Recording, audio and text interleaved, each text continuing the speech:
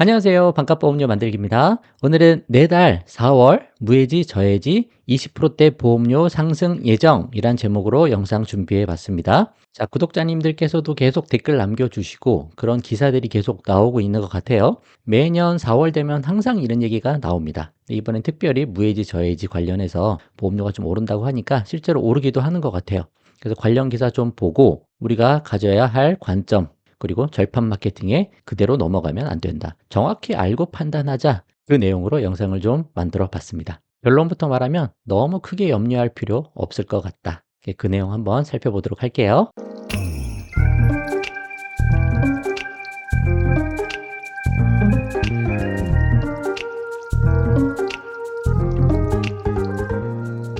비즈워치에서 먼저 하나 가져와 봤습니다. 내달 무저해지 보험료 오르는데 절판 마케팅은 눈치, 해지율 가이드라인 예정이율 인하 영향이 있다고 하고 금감원에서 경고해서 절판 마케팅도 자제하고 있는 것 같습니다.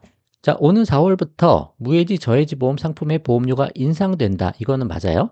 이유는 금융당국의 해지율 가이드라인 적용이 됐고 그리고 예정이율이 인하되기 때문이다. 그래서 해지율 가이드라인 적용, 이게 무슨 얘기냐 보면은 무해지 상품이 생각보다 해지율이 적다는 거예요. 왜냐, 보험료가 좀 저렴하니까 생각한 것보다 해지를 안 하는 거죠. 그래서 손해가 더 크게 난다는 거예요. 많이 해지할 줄 알고 보험료를 낮춰놨는데 해지를 안 하니까 손실이 예상된다는 거죠. 그래서 그걸 여기서는 높은 해지율을 가정해서 실적을 부풀렸다라고 얘기가 좀 되고 있는데, 그래서 뭐 이런 모형을 가지고 와서 해지율을 좀 떨어뜨려서 보험료를 다시 계산해라.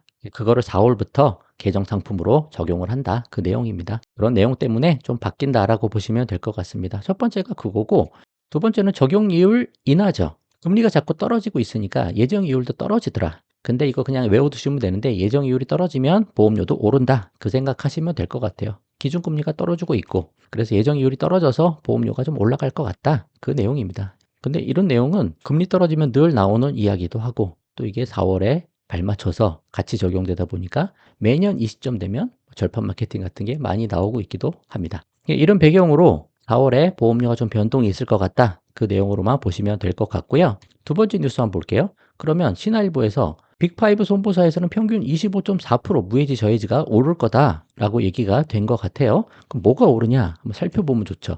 내달 빅5 손보사에서 무해지 저해지 평균 25.4% 올린다고 하는데, 좀 보면 DB 쪽이 37%로 많이 오른다. 그리고 KB 25%, 삼성화재 20%다 뭐 20%대 이렇게 오르고 있네요. 뭐가 그렇게 오르는지 한번 볼까요? DB 쪽은 보면 어린이 보험의 수술비 담보가 올라가더라. 저희 수술비 가입 별로 안 하죠. 그죠? KB손보 25% 오르는데 2대 주요 치료비, 뭐 암 주요 치료비, 뇌심장 주요 치료비. 저희 이런 거 별로 가입 안 하죠. 그죠? 수술비 별로 가입 안 하죠.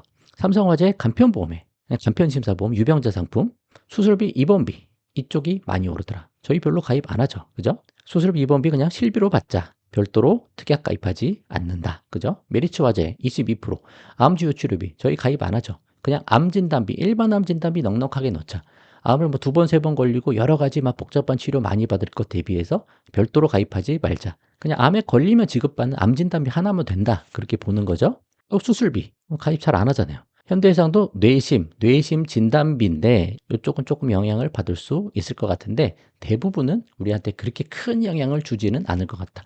물론 이게 최대치고 가장 많이 영향받는 특약이다라고 볼 수 있어서 나머지 담보, 우리가 주로 가입하는 암내심 진단비도 조금씩 영향이 있을 수는 있어요. 근데 드라마틱하게 뭐 어마어마한 영향을 준다? 그렇게 보기가 어렵다. 그게 일단 결론입니다. 제가 생각하는 결론이에요. 자, 이렇게 쭉 설명이 나와 있고, 앞에 없었던 거, 하나손보에서는 여성건강보험의 보험료, 수술비하고 여성 관련 담보 큰 영향 없잖아요. 그 다음에 롯데도 간편보험 쪽 올린다. 암 주요 치료비 영향 없고 2대 주요 치료비 영향 없죠. 대부분은 그냥 크게 많이 오르는 거에서는 영향받는 게 별로 없다라고 볼 수도 있을 것 같습니다. 이렇게 보면 그렇게 크게 걱정될 거 없죠? 그죠? 마지막 뉴스 하나만 더 보고 마칠게요. 내달 무해지 저해지 보험료 최대 20% 오른다. 여긴 최대 20%라고 했는데 뭐가 주로 오르냐 보니까, 보험업계에 따르면 보험사들은 오는 4월부터 10에서 20% 올릴 예정인데, 상품 중에서는 종신보험의 인상률이 가장 높을 것으로 전망된다. 종신보험도 무해지 상품 있잖아요. 그런 게 많이 오른다. 우리가 주로 가입하는 3대 질병진단비보험이 아까 말한 거, 아까 보여드린 것이 조금 오를 수는 있지만 드라마틱하게 너무 많이 올라서 우리가 엄청난 손해를 본다? 그럴 것도 별로 없다라는 거죠. 그래서 제가 말씀드리고 싶은 거는 매년 이 시점 되면 막 이렇게 난립니다. 너무 시끄럽고 막 그래요. 근데 그런 거에 너무 영향을 받지 말자. 왜냐? 조금 오를 수는 있겠죠? 조금 오를 수는 있어도 나중에 지나다 보면 또 저렴한 상품들이 또 나와요. 보험회사별로 어차피 다 경쟁이기 때문에 이 회사에서 조금 더 싸게 나오고 뭐 여기서 좀 싸게 나오고 할 수 있습니다. 얼마든지. 그래서 꼭 4월 전에 뭘 해야 된다라고 판단하시기보다 철저히 그냥 잘 공부해서 내가 뭘 가입할지 관점을 잘 잡고 그거를 항상 비교해서 가입하시면 되는 거예요. 어떤 설계사가 막 연락이 옵니까? 그 회사 상품 그냥 가입하면 되는 게 아니라는 거예요. 그 회사 상품은 특별히 더 비쌀 수도 있는 거예요. 그러니까 내가 비교하지 않고 가입하는 게 더 큰 리스크지, 뭐 4월 달에 조금 오른다고 해서 그게 큰 리스크가 되지는 않는다. 제가 보는 관점은 그렇습니다. 그래서 너무 신경 쓰지 말자. 잘 공부하고 적당한 시점에 공부 완료되면 여러 개 비교해서 여러 설계사 만나보고 가입하시면 되겠다. 그런 말씀 드려보려고 짧게 영상 한번 만들어 봤습니다. 흔들릴 필요 없으세요? 자, 오늘은 여기까지 하도록 하겠습니다. 도움 되셨으면 좋아요만 한번 부탁드리겠습니다. 마치겠습니다. 감사합니다.